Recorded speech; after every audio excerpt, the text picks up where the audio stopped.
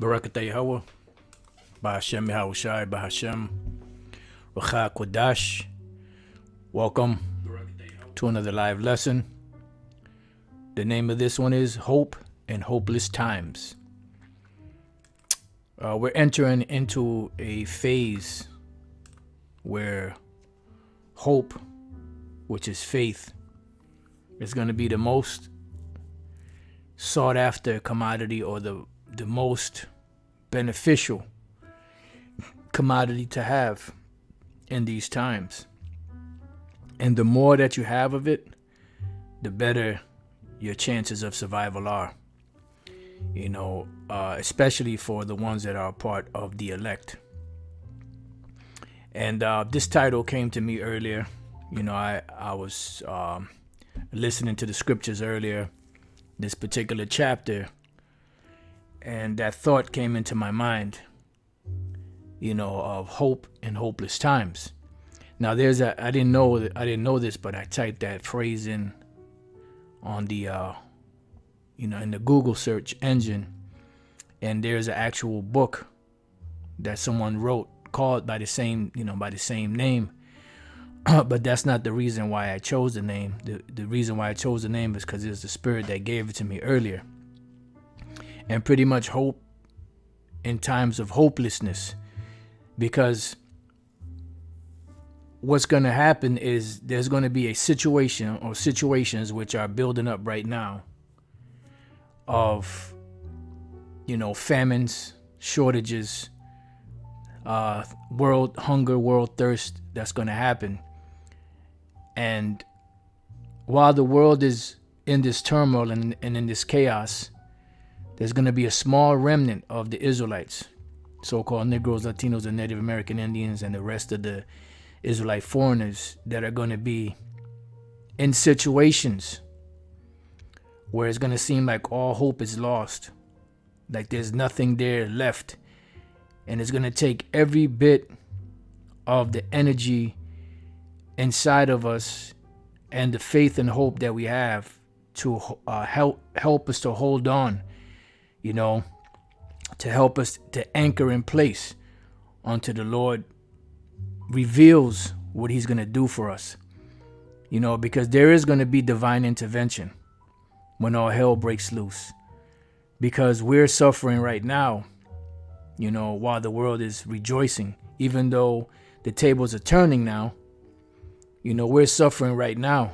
So when the time of hardship comes, we'll be able to, even though we have to deal with the discomfort of it and have to go through situations, that are not going to be pleasant, we're going to have something that most people in the world don't have, which is the truth and the comfort of these scriptures and the stability that comes with these scriptures that's going to keep us anchored in place when the wind of confusion and chaos blows upon the world, and it keeps us anchored in place. Lord's will, we be the elect. So what I want to start off with, I was going to go to this third, but I'm going to start off with this. Just before I did the lesson, I was going through my feed on YouTube and I ran across a Dabu 7 video. Heed the warning, centuries old hunger stones emerge from dry riverbeds and drought-stricken regions. And this is heavy because drought brings famine. It also brings thirst, which this is the Lord doing this regardless of if it's man-made or not. Man's goings are of the Lord. These things are happening to fulfill prophecy. Now, I wanted to start off with this here. You could watch this. I put this video in the description box. Now, you can watch it when you get a chance. I looked up the word hope just to see what the definition of the word hope is. So it says a feeling of expectation and desire for a certain thing to happen. Right. Because as we read in the scriptures, let's get a quick precept that just came to mind. Hebrews 11:1. And this is the reason why Yahushua said that when the Son of Man comes, will he find faith on the earth? Because faith is going to be a fleeting commodity in these times. There's not going to be very many people that have it. There's not going to be very many people that keep it. There's not going to be very many people that's going to look to it for a defense, for a wall, of defense, or a wall of munition, for a covert, for a hiding place, for a shelter. Because most people are not equipped mentally for the things that are coming, because they're playing around, they're lollygagging, they're not taking things seriously. Although all the signs are in their face, they're moving on through life as if nothing is happening, and they're not in tune with the spirit, and they're not in tune with the things that are going on in their immediate surroundings, because they can still function and operate. But when the shit hits the fan, SHTF, then it's going to be a different story. So Hebrews 11:1 says, now faith is the substance of things hoped for, the evidence of things not seen. So all we have is hope and faith. We've never seen the Most High. We've never seen Yahushua in these times. We've never physically seen them.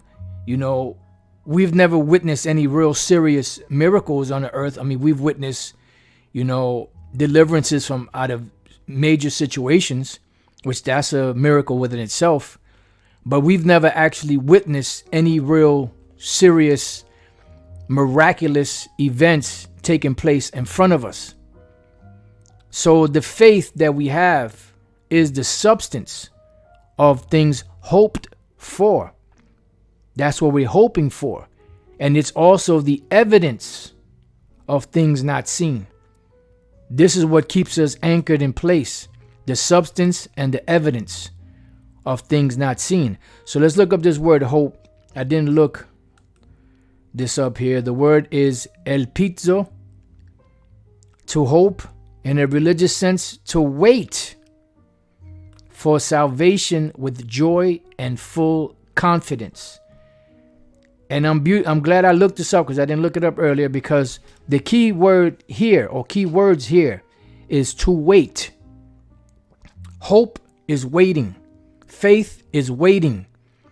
Looking for something that we've never seen, but hoping by what we read that the Lord will do it for us. And we see all of the evidences in the earth today of things happening that are reassuring us that these things will happen. And that is the anchor to the soul. To wait for salvation with joy and full confidence, hopefully to trust in. So now that I read this, I was going to save this for after the next definition, but let's go to this here.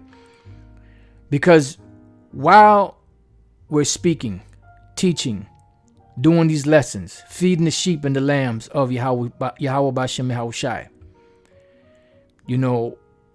being involved in the work, being defenders of the gospel, holding on to our faith as best as we can, no matter how little our faith is or how great our faith is. Holding on to that anchor or that nail in the wall that the Lord, or that screw in the wall that the Lord put us in whatever capacity our faith is, whether it's much or whether it's great. Because little faith gets more, it builds up. Great faith builds up also. And you have to have a balance of the two. You have to have the weaker in the faith and the stronger in the faith. And the stronger in the faith, outside of Yahweh Bashem Yahushai and this word, are the anchors to those that are less of faith, but still believe. That's why it says, ye that are strong bear the infirmities of the weak. Because you're going to have that. And this is all part of the building blocks of becoming a leader. Not because you could run the course, the obstacle course and get the best time and beat everybody, are you the shit? But can you do all of those things and still help those that are running with you? That's a true definition of a real leader. When you watch the movie The Boys from Company C, came out, I believe it was 1978. You had a character by the name of Washington, which was played by a Jake. I don't know the actor's name. And the drill sergeant was telling him that he was a bad dude. You know, he was acing everything, moving through the obstacle course. Everybody was struggling, and he was on the move. He was on point in every aspect of that course, and everything that he did, he aced everything. But one thing he lacked was he wasn't able to lead his men. And that was the moral of the story, that the drill sergeant taught him, to where it made him even greater when he was brought to that realization. Because not only now is he strong, but now he's also able to help carry others with his strength. And in his hope and in his strength, others were made strong by it. You see? And this is a part of that path to becoming a leader. I won't say a great leader, because the greatest leaders are Yahweh and Yahweh Shai. But just to becoming a leader, that is a path. Not just yourself, but the others also around you that are of the same mind frame, the same mindset, that share the same hope that you share. All right?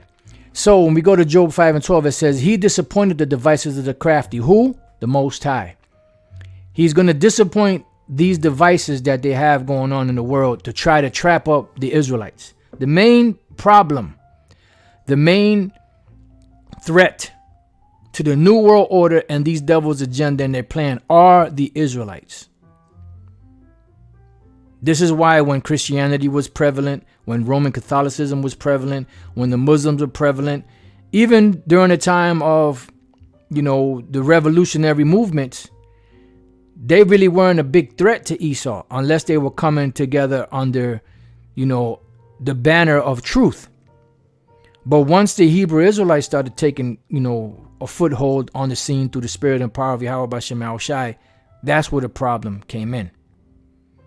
Because as long as you could keep our people divided into different religions, different thoughts, different beliefs, different philosophies, they're not a threat, because they won't be able to get to the main stronghold that would be pleasing to Yahweh Bashem Yahushai. Once that happens, that's where the problem comes in. And that's where you see all these persecutions and all these so-called Christians now, which are a joke, trying to come against the truth. So the Most High is disappointing those devices, everything that they have set up, these traps, these, IOBs, Internet of Bodies, and the digitalization of everything, the man-made shortages, and everything else happening to bring forth this great famine. It says, so that their hands cannot perform their enterprise, because the enterprise, which is a worldwide enterprise, is to have the whole world underneath their banner, which begins with the MO to the TB, which is the C-hip, that they plan on implanting subdermally or under the skin of everyone on the planet, including themselves. Because they have, when they get their implants, they're going to have a password known as KMA. KMA. And when Aaron Russo asked Nick Rockefeller, what does that mean? He said, kiss my ass. You see? Because they already know that they're the devil. So they can take it. Anyways, it says, he taketh the wise in their own craftiness, because when they do these things, what they're doing is they're building their tomb, or they're building their destruction and their demise. And the counsel of the froward is carried headlong. They meet in darkness in the daytime and grope in the noonday as in the night. Right, because they're walking around doing these things, actually thinking that they're going to accomplish them, but unbeknownst to them, they don't know that they're walking as blind men still. Although their thoughts are precise, their ideas, their intentions are all moving forward in the direction that they are planning, they don't plan on the Most High thwarting them. That's why it says that he that sitteth in the heavens shall laugh at them. So it says, but he, the Most High, Yahweh Bashem Yahushai, saveth the poor from the what? Sword. And is not famine a part of the sword? Yes. That's a beautiful precept the brother just put up.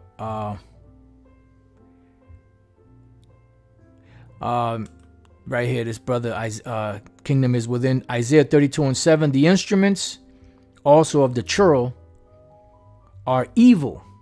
See, which they're going to what? Bring in bad times. He devises wicked devices to destroy the poor with lying words, because they are trying to assure people that everything's going to be all right when it's not. It says, even when the needy speaketh right. Because Jake has a right to protest if things aren't going the way that they're supposed to go, if they're being oppressed, so on and so forth. But these devils, they don't give a damn, because they're going to continue doing what they do, because they're demonic robots programmed to do the bidding of the Most High. All right. So it goes on to say, but he saveth the poor from the sword, from their mouth, and from the hand of the mighty. That's why it says in Revelation 13 that he had two horns like a lamb, but he spake as a dragon. The way they speak or their actions are done through their legislation, because they have all different types of hidden agendas and hidden clauses within this body of legislations that they have, that pretty much make people slaves contractually, unbeknownst to them. But this is the main point right here. So the poor hath what? Hope. And iniquity stoppeth her mouth, because eventually the Most High is going to put a kibosh, a whole stop to this. All right, so when we look up this word hope, like I said, I'm glad I looked it up here in Hebrews 11:1, which means to what? To wait for salvation with joy and full confidence. So hope, faith is to wait. And waiting is the hard part, the hardest part. I believe there's a song like that. Thakwawa. Now this is a compound word. Tha is that which is, or that which pertains to, you know. No, I'm sorry. That's the Shah. Like in the word Shemayim. I'm sorry. Tha. I can't remember what the Tha was, but I know there's another one. There's another compound word like this that has the word ma kwawa, because as you see here, it's a root word kwawa. So that you have ma kwawa, which is of or from kwawa, and then tha kwawa, which I can't remember what the tha is at this moment. So it says chord, hope, expectation, hope, ground of hope, things hoped for, outcome. But when we go to, right here, check this out, thing that I long for. When you long for something, what does that mean? That means that you're waiting for it, and you're earnestly and really waiting for that. So when we look up the word kwawa, right, it means to wait, look for, hope, expect. So hope means to wait. All right, that's why we read the definition: a feeling of expectation and desire for a certain thing to happen. So if you have that desire or that feeling or that expectation, that means you have to wait for it to happen. But then when you become hopeless, it says 1560s, offering no ground for hope, from hope plus less, from 1580s as having no expectation of success. And that's why it says, woe to you that have lost patience or that have lost hope. Because you lost the very thing that anchors you in place. And if you're not anchored in place when a storm comes, what happens? You're flung all over the place. That's why you have these individuals that used to be a part of the truth that left. Slowly but surely, they started losing everything. But they kept the names of Yahweh and Yahushua. In some cases, the Holy Spirit, Ruach HaKodesh. And then, you wonder, like, damn, why they keep holding on to the name? Why? But the scriptures say that in that day, they're going to say, Lord, Lord, have we not prophesied in thy name? And he's going to say, I never knew you. Depart from me, ye that work iniquity. So it has to be that way because they have to fulfill prophecy. And this is a beautiful precept because I was going to get, this is a real good precept to cut these so-called Christians with when they talk about that they're saved. And I notice, I'm pretty sure they still say it, but I haven't heard them say that in a long time. Okay? I told you a long time ago, Tony. So Romans 8:24, for we are saved by hope. That was an inside joke. For we are saved by what? By hope. But hope that is seen is not hope. For what a man seeth, why doth he yet hope for? Right? Because if you're hoping for something, you're waiting for it. Once it appears, there's no more need for hope. Because it's there. So when Yahushua cracks the clouds, when he comes from the moon, inside joke, when he comes from the moon, then we're going to know definitely that the waiting is over. Because the waiting is the hardest part. So verse 25, it says, but if we hope for that we see not, then do we what? With patience wait for it. Oh my goodness. I must be allowed to go to that. Let's go to that. Romans 8:25. I'm just curious to see what it says for the word wait. Let's look up the word hope. I'm not gonna click hope. Hope is el piso, which was like a variation of the other word we read for hope in Hebrews 11th chapter in the first verse. Then it says down here, with patience wait for it. Okay, it's a different word. You got two. Apek dekomai. It says assiduously and patiently waiting for it. So it's not just waiting, it's a patient waiting for. Hold it now. Let's go to Luke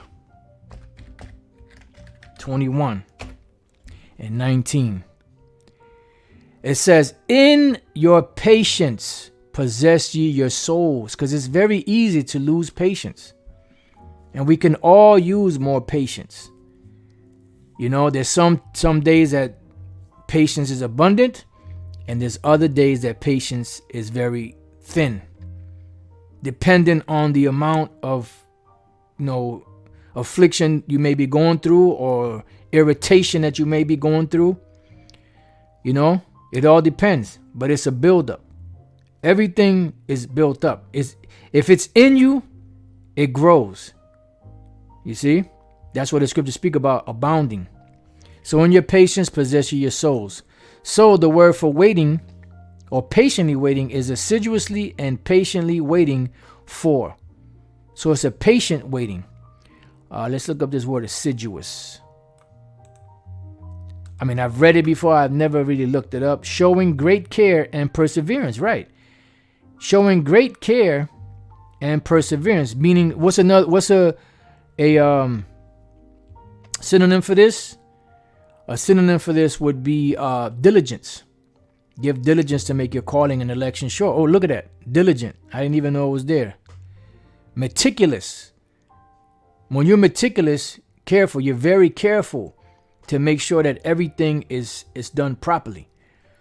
Like I watched the brother Shapatya, which is a chef out in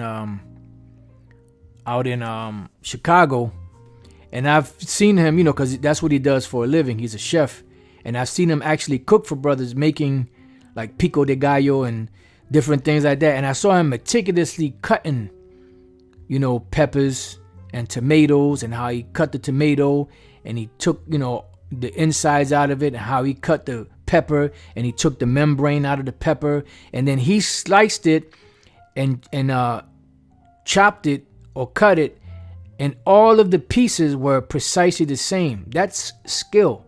That's being meticulous. You know, everything was uniform. You know, because I cooks, but he's a chef. You know, and and that takes patience, and that takes love to do something like that, especially if that's what you do for a living, and still have the stamina and the patience to do it for brothers. And I'm not talking about one or two brothers. I'm talking about a gang of brothers, because you know them brothers out there in Chicago, they're deep. The camp is deep. You know, so you can't just cook 3 or 4 or 5 servants. You got to cook for 30 or more people.